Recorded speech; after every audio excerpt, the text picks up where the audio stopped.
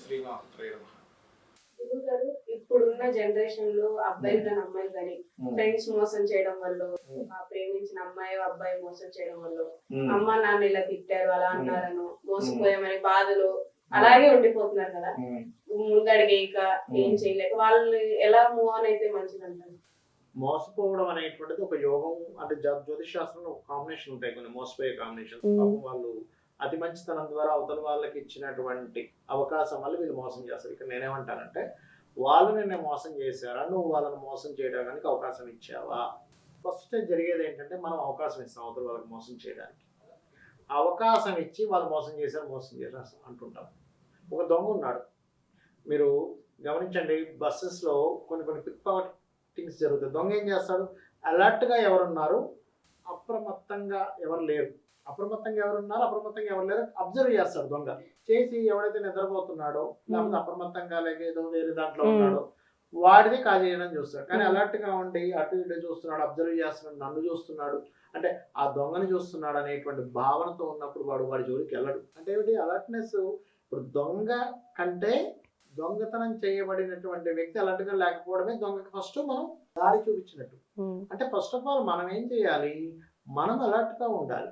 మనం అలర్ట్ గా లేకుండా దొంగతనం చేసాడనడం కరెక్ట్ కాదు. అంటే దొంగతనం తప్ప మీరు సమర్థిస్తున్నారా అనొచ్చు, నేను దొంగని సమర్థించట్లేదు. దొంగకి మనం స్కోప్ ఇస్తున్నాం. ఎట్లాగా, ఒక పిక్ పాకెట్ అనుకున్నట్టుగా మనసుని. ఇప్పుడు చూడండి, ప్రేమ వ్యవహారాలు అన్నారు ఇందాక. ఒక ఏజ్ లో, ఒక యంగ్ ఏజ్ లో ఉన్నప్పుడు ప్రతి వ్యక్తికి ఒక ఆకర్షణ అనేటువంటిది ఉంటుంది. ఈ ఆకర్షణ మంచా చెడా అనేటువంటిది ముందు చిన్నప్పుడు పిల్లలకి చెప్పాలి పెద్దవాళ్ళు.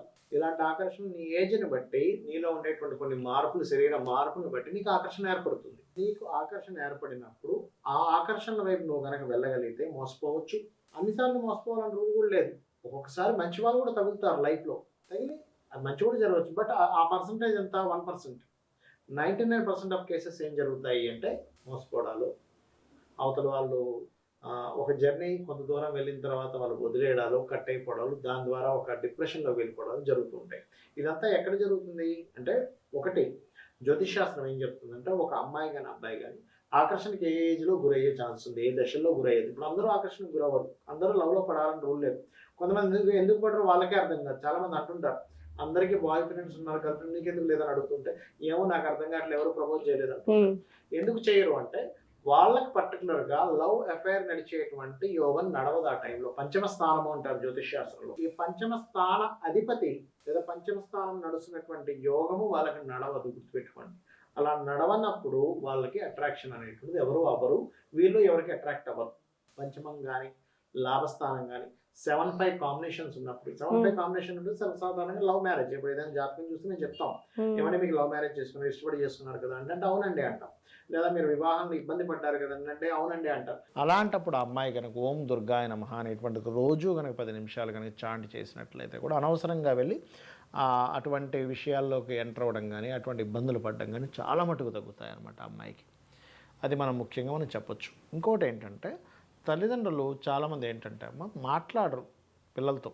ఈ చిన్నప్పటి నుంచి ఇట్లాంటివన్నీ మాట్లాడితే ఒక అవగాహన వస్తుంది, సొసైటీ ఇలా ఉంది, మనం ఇట్లా ఉండాలి. చాలామంది ఏమనుకుంటారు, ఇవి మాట్లాడి కొత్తగా వాళ్ళకి ఆలోచన కలిగించిన వాళ్ళం అవుతామేమో, లేని ఆలోచన కలిగించిన వాళ్ళం అవుతామేమో అనుకుంటారు. కానీ అక్కడ ఏంటంటే మనం మాట్లాడితేనే వాళ్ళకి తెలుస్తుంది. శాస్త్రంలో ఒక 5 ఏళ్ల వరకు రాజులా పెంచాలంటారు పిల్లల్ని.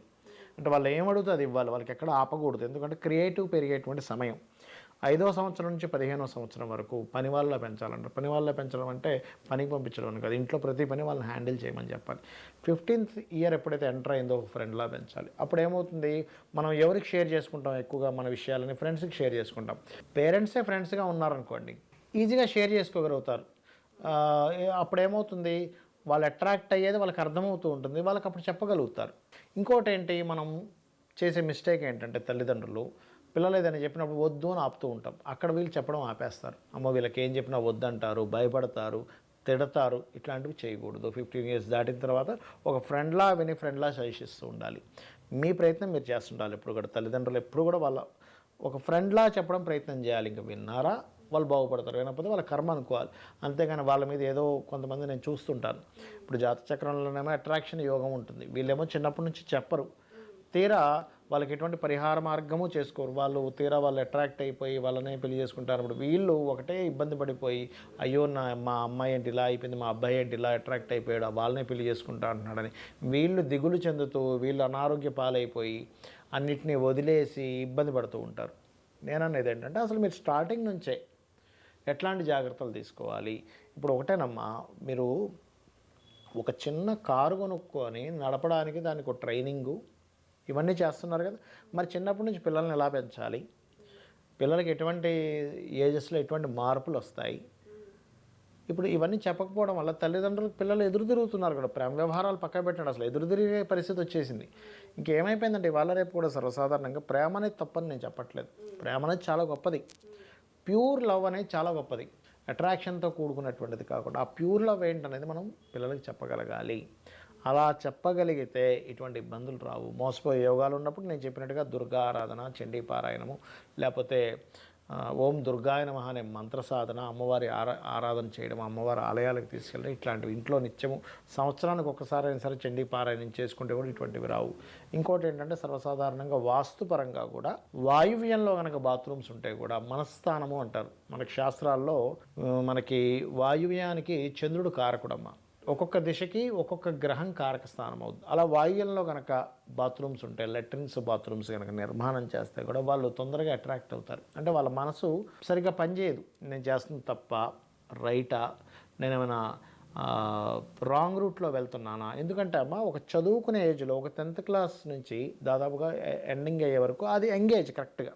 ఆ టైంలో వీళ్ళు ఇట్లాంటి అట్రాక్షన్స్లో పడ్డప్పుడు ఏమవుతుంది, సర్వసాధారణంగా అట్రాక్షన్స్లో పడి చదివే వాళ్ళు కూడా ఉంటారు, నేను కాదనట్లేదు. కానీ కొంతమంది కంప్లీట్గా దానికి అడిక్ట్ అయిపోయి చదువు పాడైపోతుంది. చదువు అనేటువంటిది వీళ్ళ లైఫ్ని నిర్దేశిస్తుంది. సో వీళ్ళ లైఫ్ అనేటువంటిది పాడైపోతుంది. ఆ రకంగా ఇబ్బంది పడతారు కదా, అది చూసుకోవాలి. అది. థ్యాంక్ యూ గురుగారు. నేను అడిగిన ప్రతి క్వశ్చన్కి ఎక్స్ప్లెనేషన్ ఇచ్చి దానికి బయటపడడానికి మార్గం కూడా చెప్పి చాలా ఓపికగా అన్ని మాట్లాడి మీ టైం ఇచ్చినందుకు చాలా థ్యాంక్స్ గురుగారు. శ్రీమాత్రే నమః.